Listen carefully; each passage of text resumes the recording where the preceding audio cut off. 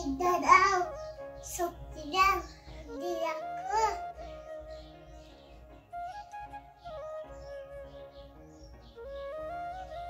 বুঝে দাও দিয়ে আবার ঘুরে আমি প্রণাম করবো।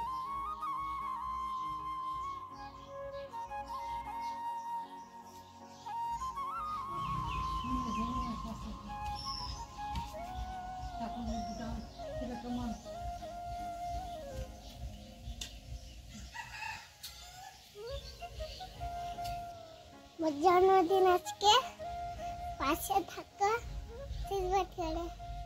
হ্যাঁ, শুভ সকাল আমার প্রিয় বন্ধুরা, আশা করছি তোমরা যে যেখানে আছো ভালো আছো, সুস্থ আছো। বীরভূম জেলার ছোট্ট একটা গ্রাম থেকে আমি দৈবকী তোমাদের সকলকে জানাচ্ছি আমার ব্লগ চ্যানেলে অনেক স্বাগত, অনেক ভালোবাসা। তো আজকে তো হচ্ছে দুটো স্পেশাল দিন। আজকে হচ্ছে দেওরের বিয়ে, প্লাস হচ্ছে আজকে আমাদের রুদ্রসোনার জন্মদিন।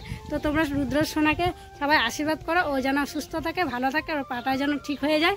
তো দেখো স্নান করেছি, কিন্তু শাড়িটারে এখন পরিনি, শুধু বাবুকেই রেডি করিয়ে দিয়েছি। আর এখন যাব আমরা যে দেওরের বিয়ে আর কি আমাদের পাড়াতে, কিন্তু একটু দূরে, তো তাদের বাড়িতে মুড়ি খেতে যাব।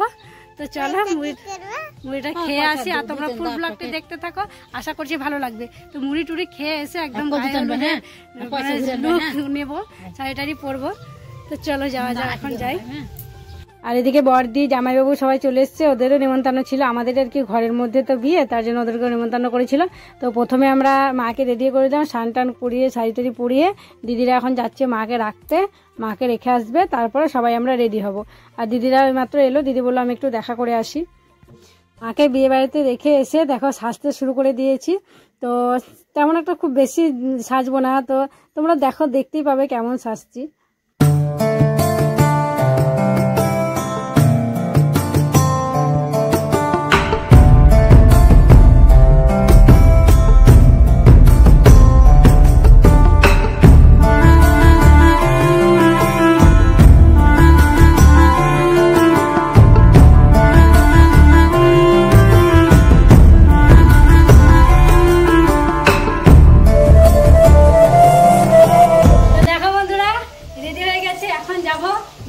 গায়ে হলুদ দিতে, তো ওদিকে ডাকাডাকি করছে, রেডি হতে অনেকক্ষণ টাইম লেগে গেল।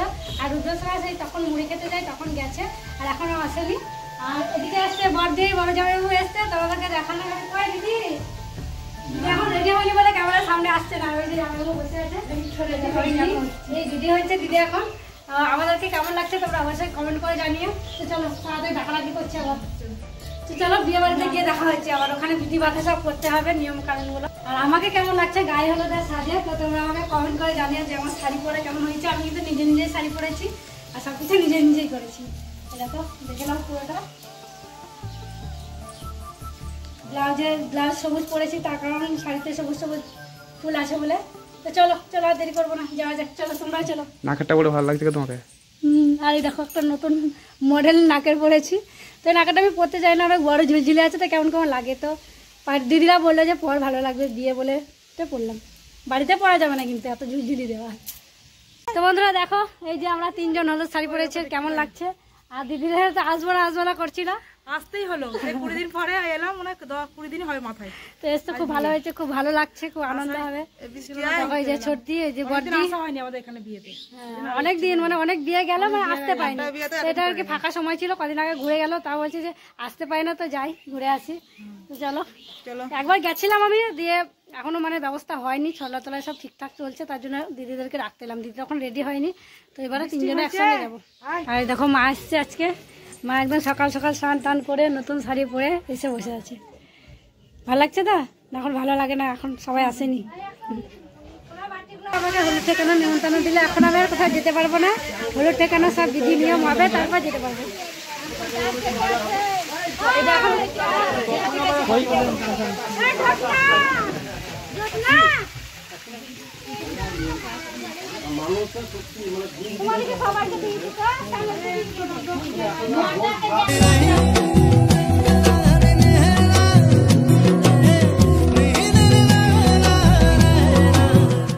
গায়ে হলুদের জন্য এখন মানে সরলাতলা থেকে যে ডালাটা নিতে হয় মাথায় মাকে, তো এটা অবশ্য মানে মায়েরাই করে, ছেলের মা হোক মেয়ের মা হোক মায়েদেরকে নিতে হয়। তো অন্যদিকে আবার মামিরাও নেয়, তো আমাদের দিকে নিয়েও মাকে নেওয়া। তো দেখো ডালা নিয়ে এখন ছেলের গায়ে হলুদ দেওয়া হচ্ছে। আবার এই হলুদ গায়ে ছেলের গায়ে দেয়া হবে, তারপরে এই হলুদ আবার যাবে মেয়ের বাড়িতে, তারপর মেয়ের গায়ে হলুদ হবে।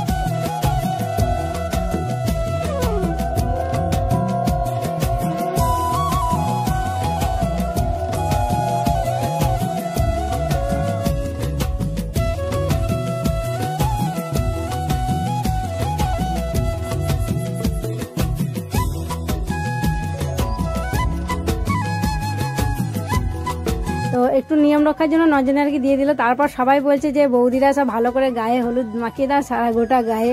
তো দেখো তার জন্য আমরা বৌদিরা যারা আছি তারা সবাই একদম চটকে হলুদ মাখাচ্ছি দেওরের গায়ে।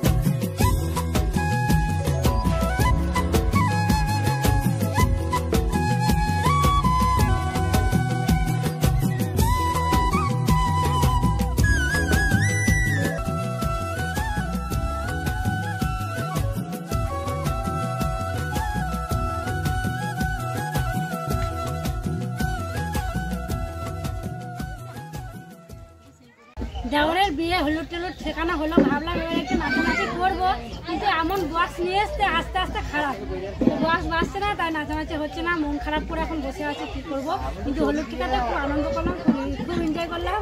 দেওরকে স্নান করালাম সাবান শ্যাম্পু মাখিয়ে। তো দেখি এখন বক্স অন্য বক্স আনছে না কি করছে, তারপরে আনন্দ হবে।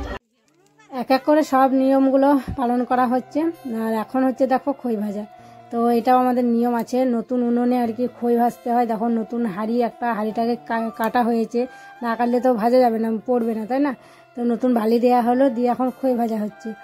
আর এদিকে অনেকটা টাইমও হয়ে গেছে, খাওয়ার টাইম হয়ে গেছে, কিন্তু খেতে যেতে পারছি না আমরা। এখন সব মানে নিয়ম বিধিগুলো হবে তারপর যেতে পারবো। আর সব বলছে নাকি বড়রা বলছে যে যেমন খই হবে আর কি তেমন বউ হবে। মানে খই যদি মোটা মোটা হয় মানে বউ খুব কথা বলবে আর কি, ফুটফুটে হবে, মানে মিশুকে হবে, এইসবই আর কি গল্প হচ্ছে। খুব মজা হচ্ছে, মানে বিধি পালনও হচ্ছে আর খুব আনন্দও করা হচ্ছে, জানো তো। যাই হোক এই নিয়মটা হবে, তারপর আমরা সবাই খাওয়া দাওয়া করে নেব। তো ওইদিকে প্রায় সব মানুষেরই খাওয়া দাওয়া হয়ে গেল, যারা আর কি নিয়ম পালন করছে তাদেরই এখন খাওয়া হয়নি, তারাই বাকি আছে। কি বলবে বলো? ভালো কই ভালো কই ভালো কই এবার নাম কি বল? তুলসির খই তুলসির খই তুলসির খই তুলসির খই। তো বিয়ে বাড়ি থেকে এইমাত্র খাওয়া দাওয়া করে এলাম। আর খাওয়া দাওয়া করে তো বিশাল মানে কি এমন অবস্থা হচ্ছে কি বলবো। আর রুদ্রসোনাকে একটু ঘুমো পাড়াতে হবে। দেখো চোখ মুখের অবস্থা দেখো, একটু জল দিয়েছি, সাবান টাবান দেওয়া হয়নি, সিঁদুরে মই হয়ে গেছে। আর আজকে তো রুদ্রবাবুর জন্মদিন, তো আমাদের নিয়ম আছে যে ছেলেকে পায়েস করে খাওয়াতে হবে। তো জন্মদিন বিয়ে বলে আর কিছু সেলিব্রেট করলাম না, কেক টেক কাটাকাটি লুচি ফুচি কিছু করলাম না। তো একটু পায়েস করে ছেলেকে খাওয়াবো, আর বরযাত্রী তো আছেই। তো চলো একটু রুদ্রসোনাকে ঘুম পাড়িয়ে দিয়ে আমি ভাবছি একটু পায়েস বানিয়ে নেবো ওর জন্য। তো চলো দেখি বরযাত্রী যাবো কি যাবো না এখনও ঠিক নেই, গেলে পরে তোমরাও দেখতে পাবে, তোমরা ফুল ব্লগটি দেখতে থাকো। আজকে বাবু জন্মদিন, কিন্তু সেরকমভাবে কিছুই করতে পারলাম না। বিয়ে বলে করছি না তা নয়, কিন্তু বিয়ে যদি না থাকতো না তাও কিছু করার মতো আমাদের ক্ষমতা ছিল না। কারণ তোমরা তো দেখছো যে ইলেকট্রিক বিলের জন্য আমাদের অনেক টাকা আর কি খরচা হয়ে গেল ওদিকে। সেরকম করার আমাদের এখন কোনো ক্ষমতা নেই। তো তোমরা আমাকে একটু সাপোর্ট করো, একটু পাশে থেকো, তাহলে অবশ্যই আমি পরের বছর বাবুর জন্মদিনটা একটু ভালোভাবেই করতে পারবো। ছেলেকে একটু অন্তত ভালো মন্দ রান্না করে হয়তো খাওয়াতে পারবো। তোমরা প্লিজ আমাকে একটু সাপোর্ট করো, আমার পাশে থেকো সবাই। বাইরে হচ্ছে প্রচণ্ড ঝড় বৃষ্টি। তো পায়েসটা তো আগেই করে নিয়েছিলাম, তো পায়েসটা হওয়ার পর থেকে বাবু বলছে পায়েস খাবো পায়েস খাবো। তাই দেখো কারেন্ট আস্তে আস্তে করে অনেকক্ষণই অপেক্ষা করলাম, তো এলো না। তাই অন্ধকারেই আমরা সব মোবাইলের লাইট জ্বালিয়েই মানে আশীর্বাদটা শুরু করলাম। তো সবাই একে একে, বাবা এখন আশীর্বাদ করছে, তারপর সবাই আমরা একে একে আশীর্বাদ করে নেবো। হ্যাঁ, হঠাৎ করে যে এত ঝড় উঠলো কেন কে জানে, প্রচণ্ড বাতাস দিচ্ছে বাইরে, তোমরা বুঝতে পারছো। ধুলো টুলো এই দেখো মোবাইলের ক্যামেরার সামনে আসছে, বোঝাই যাচ্ছে। আর কারেন্টটা শুধু যাচ্ছে আর আসছে, মানে থাকছেই না।